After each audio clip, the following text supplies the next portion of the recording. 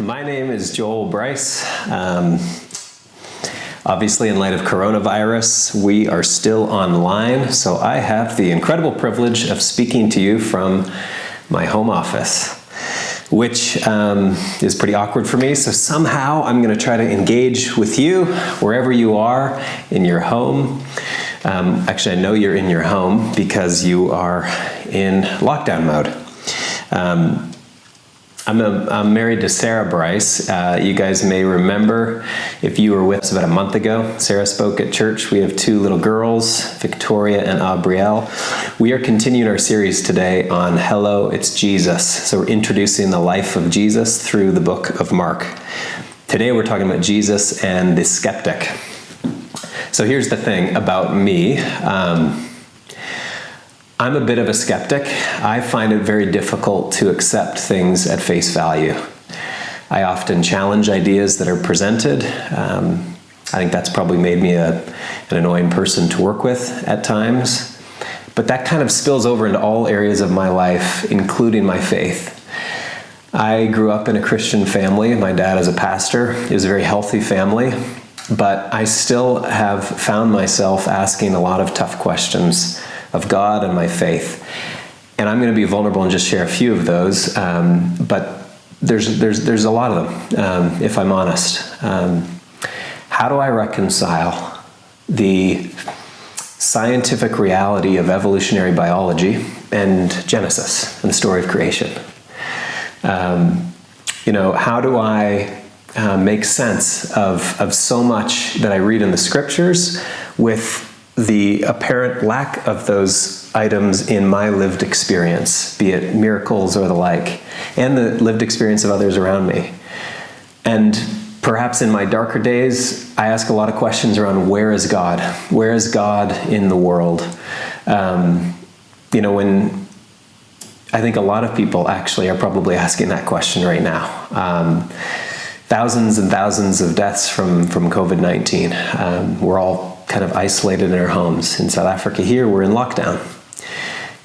I do a lot of work all across the continent of Africa, and I've found in some of my most painful moments of looking at the history of this continent, as recent as last year in Mozambique, one of our businesses there that we work with was affected massively by cyclones Idai and Kenneth.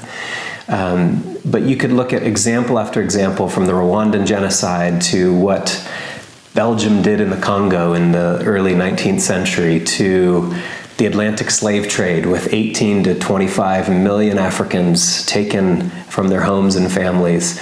This continent kind of bubbles with this question and births with this question, where is God? And the reality is, these are tough questions. And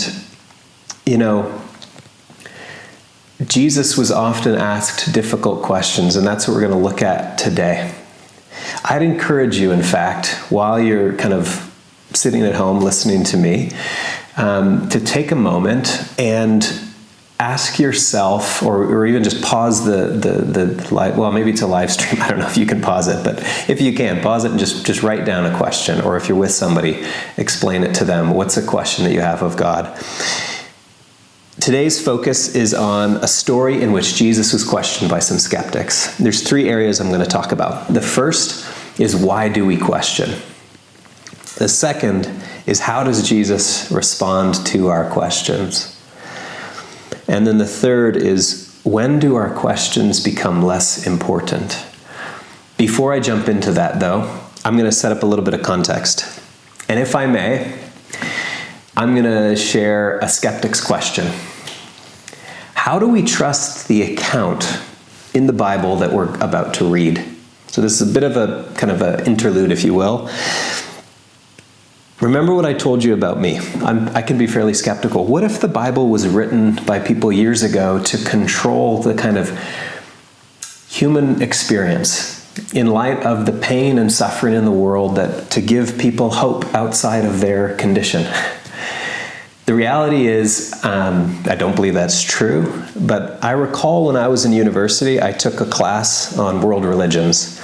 I remember a scholarly article that was presented in which It stated that the Gospels were simply oral traditions embellished with legendary and kind of fairy tale elements, but we couldn't actually take them as fact because they were written hundreds of years after the life of Jesus. I'm not going to fully unpack why I do not believe that to be true, and why I rather believe that the Gospels, while are oral histories, they were captured by eyewitnesses themselves. If you're interested in that question, I'd recommend a book by Dr. Richard Bachman called Jesus and the Eyewitnesses. I'd like to briefly look from that book at who Mark is. So we've been talking about Mark for the last kind of 2 months. Most scholars agree that Mark was a secretary and a translator of Peter.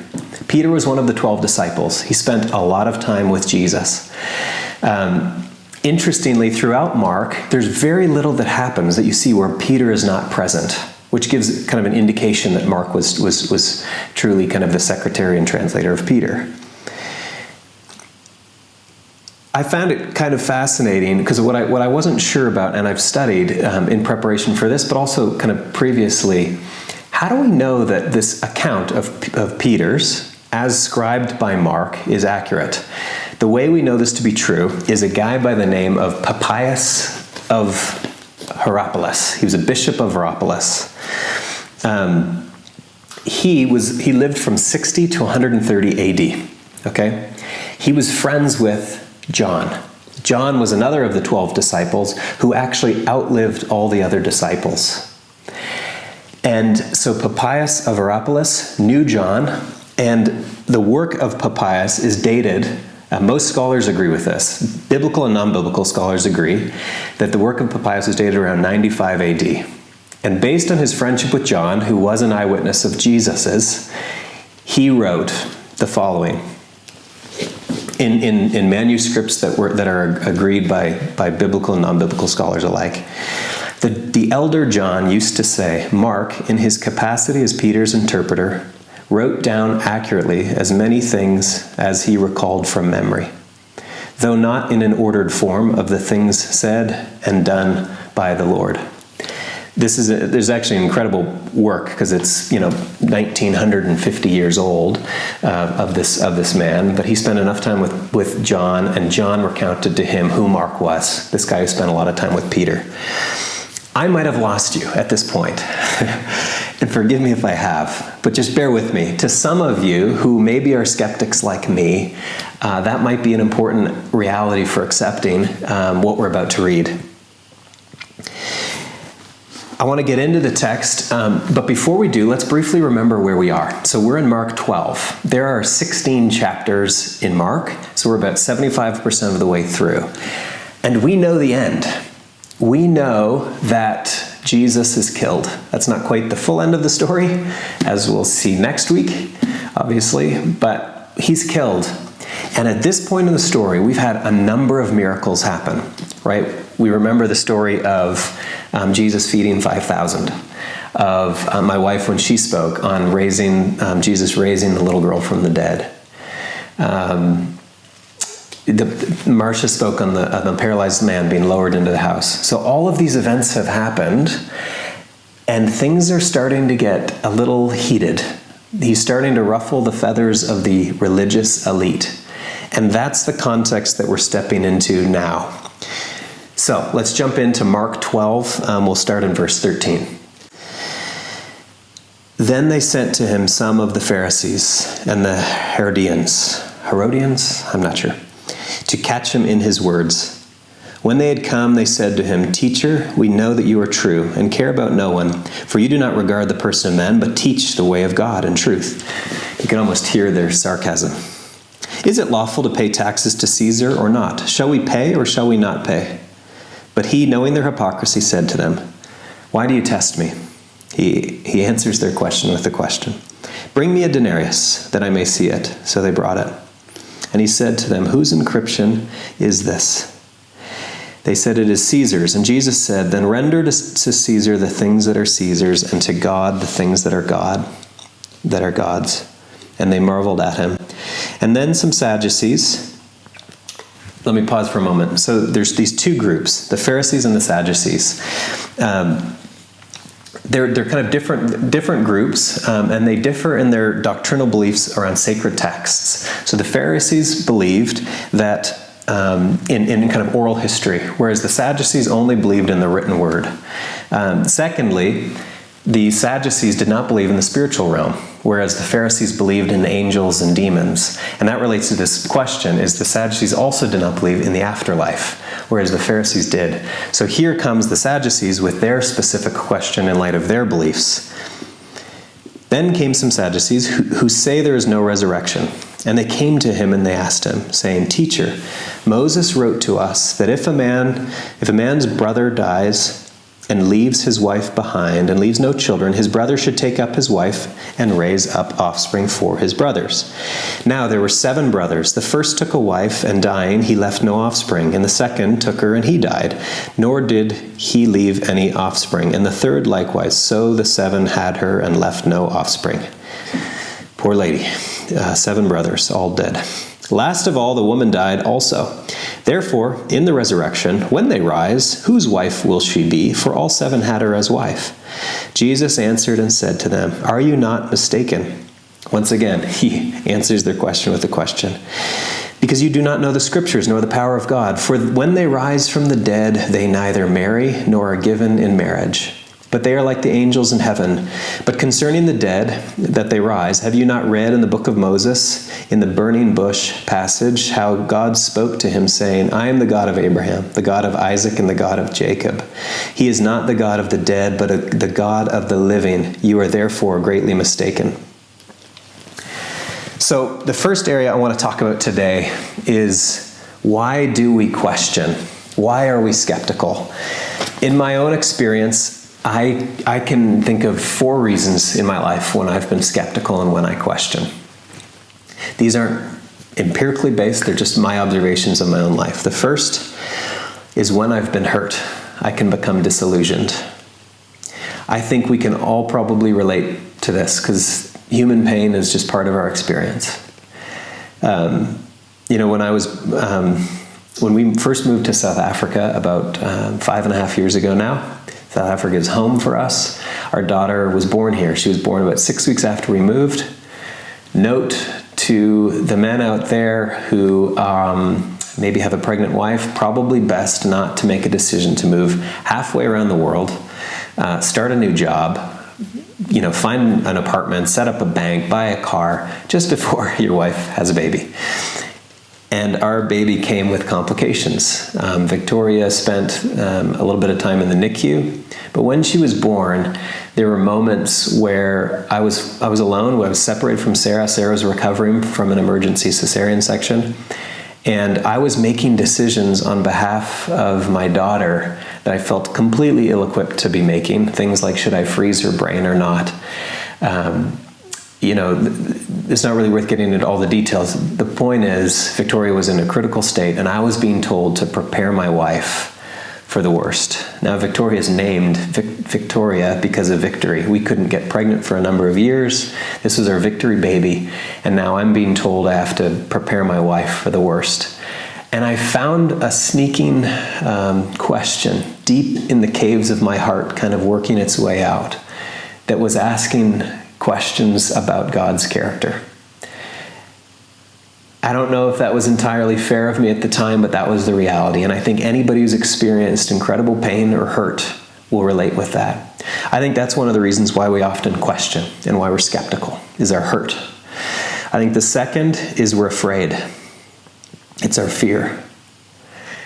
If this story is true, that God became man via a virgin birth, that he lived a life, that he was crucified and killed, and that he rose again from the dead. If this story is true, what does it require of us?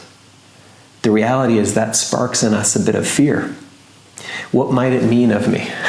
And so therefore, it's much easier to be skeptical, to ask questions, to disprove the faith. Because if it is true, what might it mean for my life? And then the third reason, I think, is the motivation of these Pharisees and these Sadducees. I think it's our pride. I think we haven't encountered God. Mark says that the Pharisees came to, quote, catch him in his words. I think there's times when it's simply our pride that is motivating our questions, that we're out to prove God wrong or prove Christians wrong. But I think there's a fourth reason as well.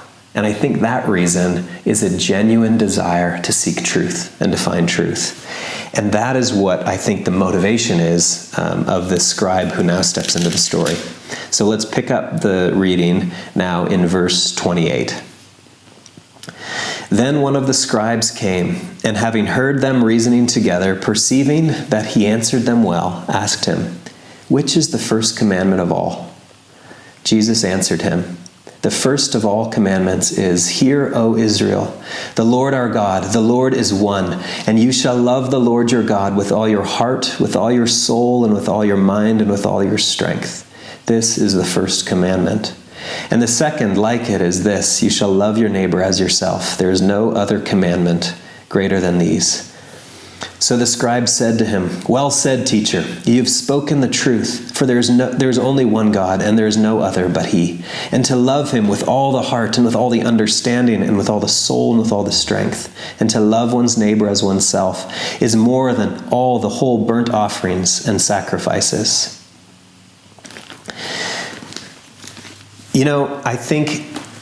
Why I think this is one of, that was a real genuine question, was from this place of genuinely seeking truth. The first is, this is a scribe. A scribe was a kind of a mix between a theologian and a teacher. They spent considerable time studying laws. At this time, there were 613 references to Levitical law that were hotly contested at the time. And scribes would often debate which is the most important. And you can almost, sense the scribe, his genuine desire to know, oh, wow, he just answered these Pharisees and these Sadducees incredibly well. Because it says that, perceiving that he answered them well. He then comes in and says, now I have my question, which is the most important question that he'd been debating with his colleagues for years. Which commandment is the greatest? That's the first reason why I think it's a genuine question. And the second is Mark captures these nonverbals. I really like it about the idea of Mark writing down the kind of eyewitness account of Peter, as I said earlier. Earlier, Mark captured this nonverbal where he said they tried to catch him in his words. Or later when they said, and they marveled at him. Nothing is being said. It's just Peter explaining to Mark what he saw and then writing it down. In this one, he says, perceiving that he answered them well. In that nonverbal, you can almost see Peter catching this one guy who's watching the Sadducees and the Pharisees whispering after Jesus' question for them. And now he turns to Jesus with his question. I think there's a genuine desire to seek truth here. And I think there's times in our own lives when we ask questions of God or of Jesus or of our faith that come from a genuine place. And now I'd like to look at how does Jesus respond to our questions. Jesus responds with, "Hear, O Israel, the Lord our God. The Lord our God is one." This is something that is said when what follows is really important. It's called the Shema. The Shema was recited in the morning and evening by most faithful Jews. The morning as soon as they woke up, and in the evening just before they went to bed. Isn't that beautiful? We spend most of our time right before bed or in the morning looking at our phones. I know I'm guilty of that. But Jesus first is about to say, before he says his answer to the guy, he says, listen up. What I'm about to say is important. Here's what that would have sounded like in Hebrew. Shema lavaf nabash avava ma'oth. That's actually not what it sounded like in Hebrew. I just simply made that up, which I find really funny. But I also find it funny because I'm doing that to myself in my home office. I have no idea what it sounded like in Hebrew, but I do know this. Jesus was announcing that what he's about to say is really important.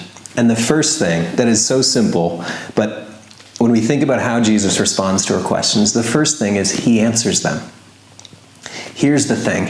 When our motivation is a genuine desire to seek truth, Jesus answers us. He can stand up to our scrutiny. Either this whole thing is real or it's not. And if it's real, then it can handle our questions. It can handle our scrutiny. Jesus is not afraid of your questions. There's nothing wrong with your questions when the motivation is genuinely trying to seek truth. Secondly, and this is so interesting to me, he doesn't answer him in a parable or a question.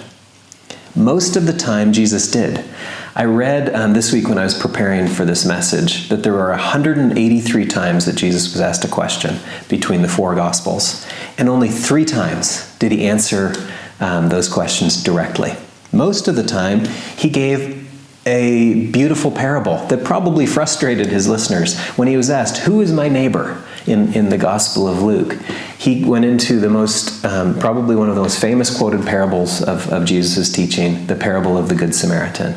You know, in the scriptures that we just read by the Pharisees and the Sadducees, he answered with questions. It was not uncommon for Jesus, when he was asked a tough question, to look back and ask a question back of his kind of skeptic. I think that the fact that Jesus answers the question and he chooses to answer it directly shows the importance of this question and the importance of the answer that's coming. But thirdly, I think what's interesting about how Jesus responds to this question is he completely reorients the common worldview of this man and of those who studied the law at the time. Because it's important what he did not say. So what he did not talk about in his answer was temple sacrifices. If you go back and you read in Leviticus, which is kind of the book of laws that I referenced earlier, perhaps if you're struggling to fall asleep at night, forgive me if I'm offending anybody, that might be a book to read. It's a book of kind of laws, and many times they're quite dry. But they often, and I was reading some of them this week just to kind of prepare, and you see how many times one is to atone his or her uncleanness by going to the temple priest and bringing some form of a sacrifice. That might have been what the scribe would expect Jesus to answer. But Jesus does not answer that way. He answers beautifully by speaking about love, loving God and loving your neighbor. Here's the thing.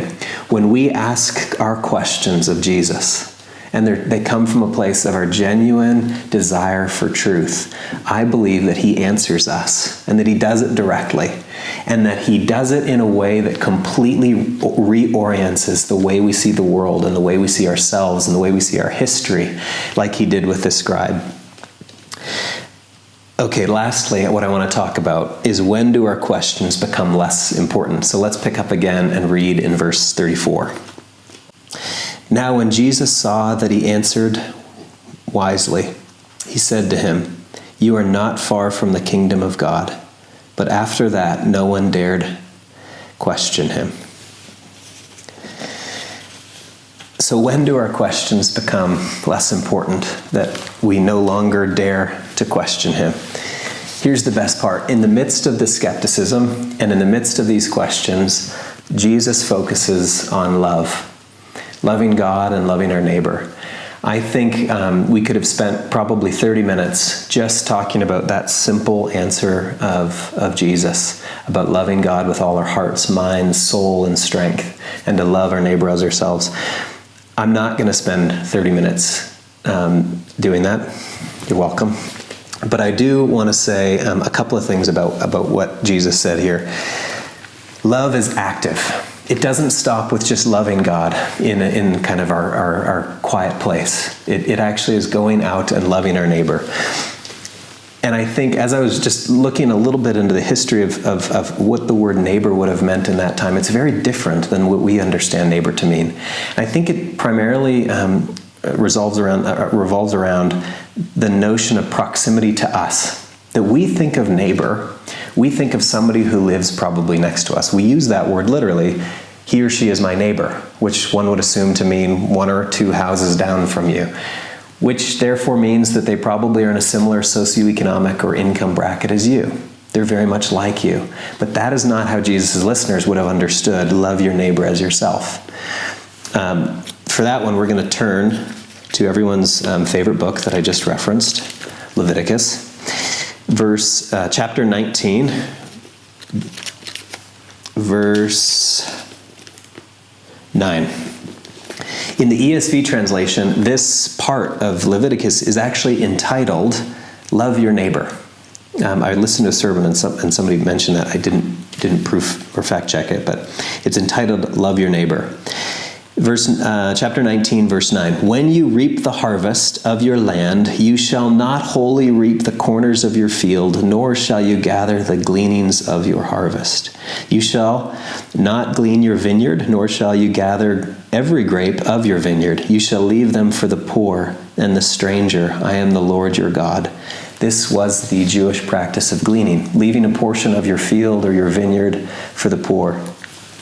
See, when Jesus said, love your neighbor, what he was saying was to love your neighbor is to create margin in your life to love the poor. And, I think he knew his listeners would have received that as such. Jesus answers with an invitation to love, but I think he knew something. I think he knew that one cannot love God and love our neighbor if they have not first received love. Mike Bickle says, it takes God to love God. And you know how I know that to be true? Because I have children. Children only learn to speak by responding to speech.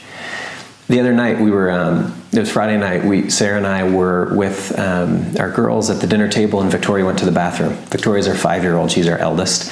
She came back to the bathroom, and as she kind of walked around the table, she was kind of skipping, being goofy or something, and Abrielle, our 2-year-old, said, "Sissy's a cheeky bubba," which we obviously laughed. But we know that Abrielle didn't on her own think of Sissy being a cheeky bubba. It's because she's heard her mother say that Victoria is a cheeky bubba. Children learn to speak by responding to speech. We learn the love of God by responding to his love. We learn his love that way. We can't love God if we haven't first received love. I want to read from one of my favorite books in the Bible, 1 John. This comes from one of the other 12 followers of Jesus. And it says this. This is 1 John 4, verse 7. Beloved, let us love one another, for love is of God. And everyone who loves is born of God and knows God. He who does not love does not know God, for God is love. And then verse 16. And we have known and believed the love that God has for us. God is love. He who abides in love abides in God, and God in him. Here's the thing. When we encounter love, it's not that we no longer have questions. It's just that the answers become less important to us. All of those questions that I was asking at the beginning, I do have answers for them because I've spent time kind of studying them because they're important to me. But the truth is the answers themselves are no longer nearly as important to me because I've experienced and I've received love from God. St. Augustine in Confessions calls it the gong in his soul. When something moves from his head to his heart, this kind of internal knowing. Tim Keller calls it an intuitive assurance, no longer an intellectual assurance. This became really real for me when I was kind of between the age of 18 and 20. I was battling a real severe depression. Quite a bit of anxiety. I debated sharing the story, and it still can make me emotional sharing the story, even when I'm just sharing it with my Canon camera here. But I thought when Siv shared a few weeks ago, if you were with us, when he shared about the story in South Korea that he said he only shared a couple of times in public, I thought I'd share the story. I was completely riddled with anxiety. There wasn't really a reason for it. I had a very kind of typical middle income Canadian kind of childhood, no real trauma in my life, so to speak. But when I was 18, I started to encounter kind of a deep inner unrest, anxiety and depression. I would wake up in the morning with hives all over my body. I couldn't eat. Early in the morning, I would kind of be dry heaving or throw up at the start of my day. I dreaded each day. There were nights that I was driving. I can get just a bit emotional thinking about it again, but there were nights that I would be driving my truck and I knew a spot that if I just veered off the road at that spot, it would take me instantly. And the reality is, I made a simple choice. I would get up before the sun was up, before anybody was awake, and I would sit before God. At the time, I was just sitting by myself or kneeling on my bedroom floor. And I would simply say, God, if you are real, I need you to show me yourself.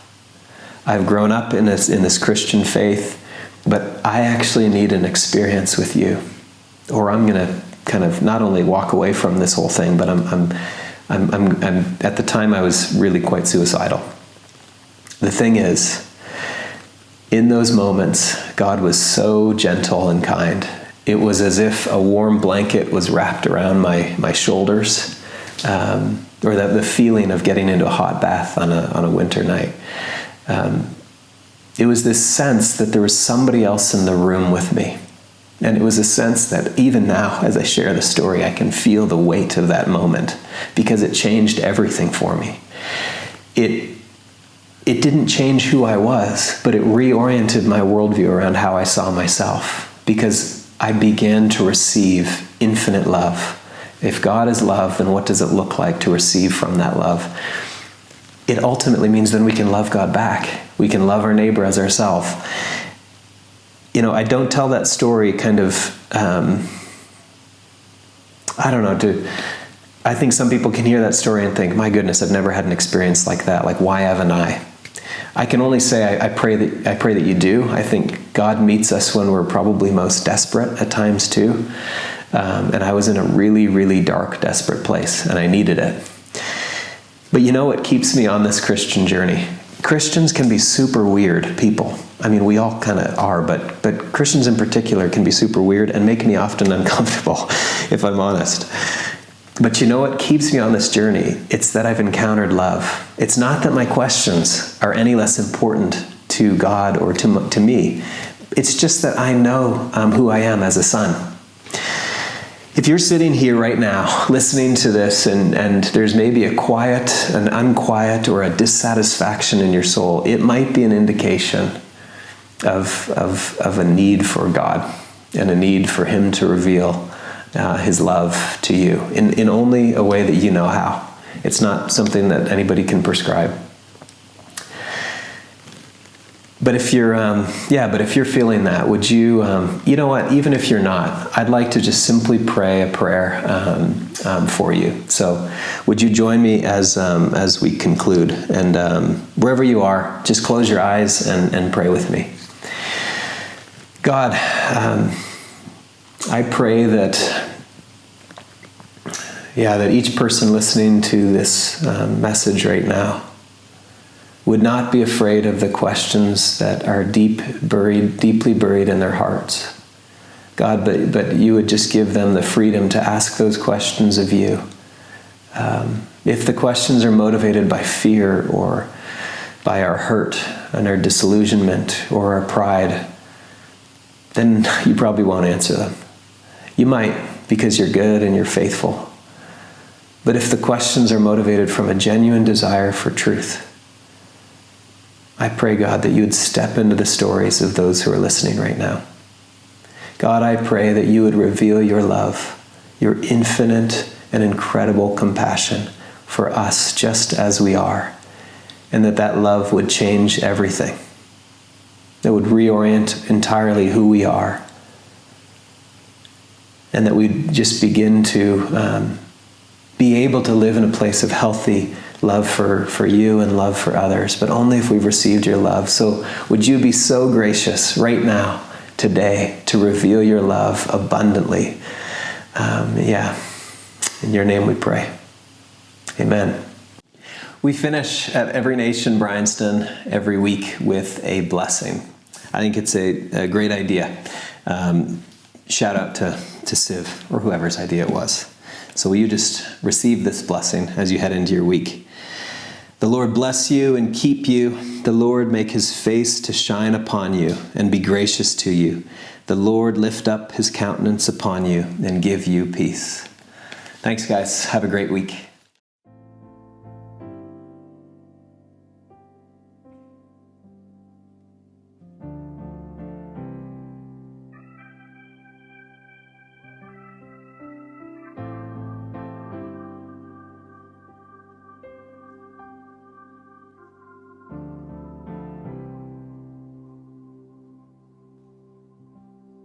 In view of your great mercy,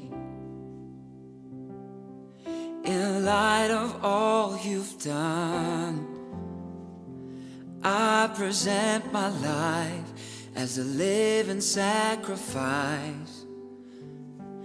In view of your great mercy, in light of all you've done, I will love you, God, with all my strength and heart. Lord, this is my worship. Impiloyam geyako lizioyam geyako uhambolwan golwako gonke gogwako impiloyam geyako lizioyam geyako uhambolwan golwako gonke gogwako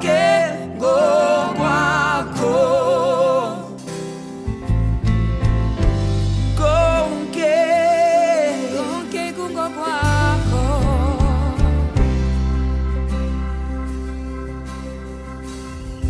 In view of your great mercy, in light of all you've done, I present my life as a living sacrifice.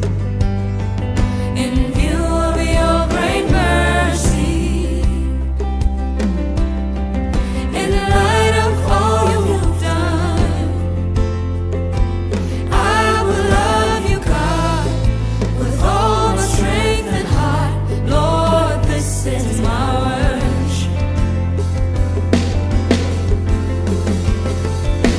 Impiloyam geyako lizioyam geyako uhambolwan golwako gonke gogwako impiloyam geyako lizioyam geyako uhambolwan golwako gogwako. This is our worship, Lord, this is our worship. This is our worship, Lord, this is our worship. This is our worship, Lord, this is our worship. To live for you and to honor you, this is our worship. With everything, in everything, Lord, this is our worship. With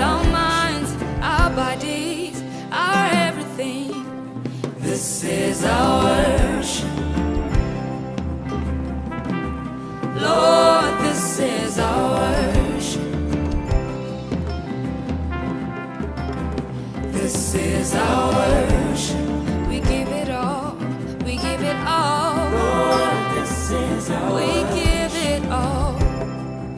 Lord, this is our worship. Oh, oh, Lord, this is our worship. oh, oh, Yeah, to love you, to live for oh, oh, you. Lord, this is our worship. oh, Yeah, this is our worship. Lord, this is our worship. Lord, this is our worship. This is our worship.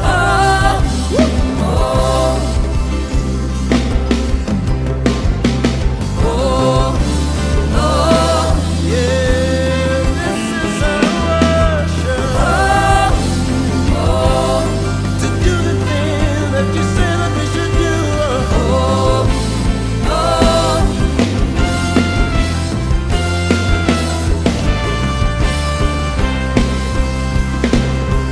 If we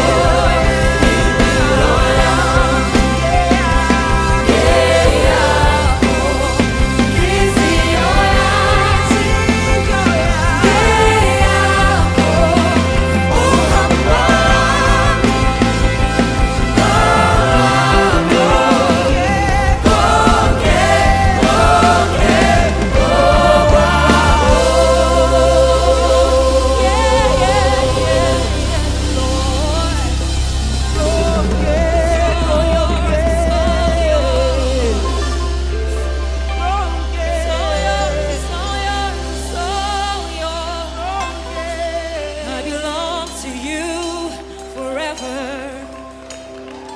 I belong to you.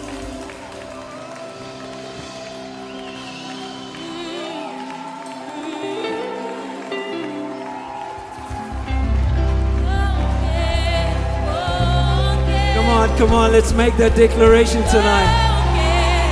Just give everything to Him. Give everything to Him tonight. Set it apart. Just set apart for Him. Set apart for Him. Our hearts, our minds, our strength. Everything to Him.